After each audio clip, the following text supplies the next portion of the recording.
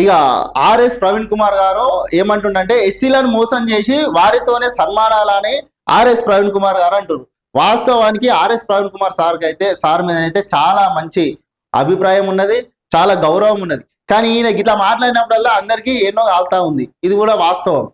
ఎందుకంటే ఈయన తెలంగాణ రాష్ట్రాన్ని దొరల చేతులలో బందీ అయిందని చెప్పి ఈయన శుద్ధపూస మాటలు చెప్పినప్పుడు ఈయన వెనుక ఎంతో మంది ప్రైవేటు ఉద్యోగాలు బంద్ చేసి ఈయన వెనుక నడిచిన వాళ్ళు ఎంతో మంది ఉండే.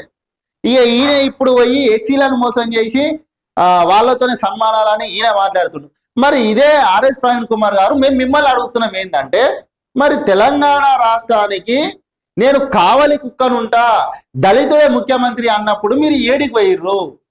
అప్పుడు మీరు ఉద్యోగం అయితే ఎత్తురు. తెలంగాణ రాష్ట్రానికి దళితుడినే ముఖ్యమంత్రి చేస్తా, నేను కేవలం కావలి కుక్కనే ఉంటా అని చెప్పిన చంద్రశేఖర్ రావు గారు తెలంగాణ రాష్ట్రానికి 2 సార్లు ముఖ్యమంత్రి అయిండు తెలంగాణ రాష్ట్రం సాధించుకున్నాక. మళ్ళీ మీరు అప్పుడు ఏడికి పోయిర్రు? ఇక ఉద్యోగం రాజీనామా చేసి ఏదో బిఎస్పి పార్టీలోకి వచ్చి ఆ బిఎస్పి పార్టీని అడగదొక్కి ఆయన పోయి మళ్ళా అదే దొర దగ్గరకు పోయి మళ్ళా సార్ బాంచాలని చేతులు కట్టుకొని నిలబడితివి ఆర్ఎస్ ప్రవీణ్ కుమార్. ఇగో ఎస్సీలను మోసం చేసి వారితోనే సన్మానాల సీఎం రేవంత్ పై ఆర్ఎస్ ప్రవీణ్ కుమార్ ఫైర్.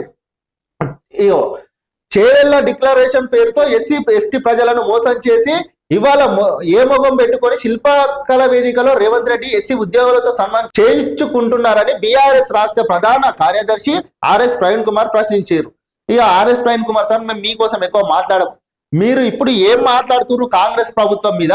మరి అదే బీఆర్ఎస్ పార్టీ అధికారంలో ఉన్నప్పుడు మీరు అప్పుడు కూడా 100 రకాలుగా మాట్లాడారు.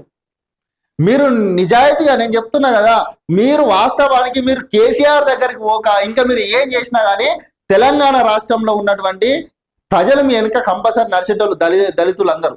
కానీ మీరు దళితులను ఎడమకాలతో ముడి మీద దాన్ని పోయి దొరల దగ్గర కూర్చున్నావు కదా, ఇవన్నీ మాట్లాడే హక్కులు మీకు లేవు ఆర్ఎస్ ప్రవీణ్ కుమార్ గారు.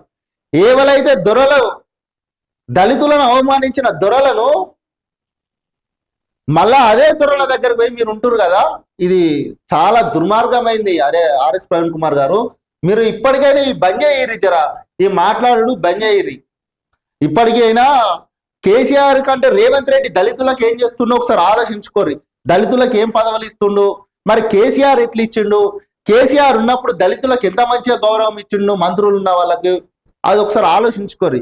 దళిత మంత్రులను పక్కపండి కూర్చుంటే తీసుకుపోయి అడుగుసోపోయి అన్నారు. మరి ఇప్పుడేమో ఇదే దళితులకు సంబంధించి మంత్రి పదవులు వచ్చినాయి, స్పీకర్లు అయ్యారు. మరి ఒకసారి ఆలోచించి మాట్లాడుర్రి ఆర్ఎస్ ప్రవీణ్ కుమార్ గారు.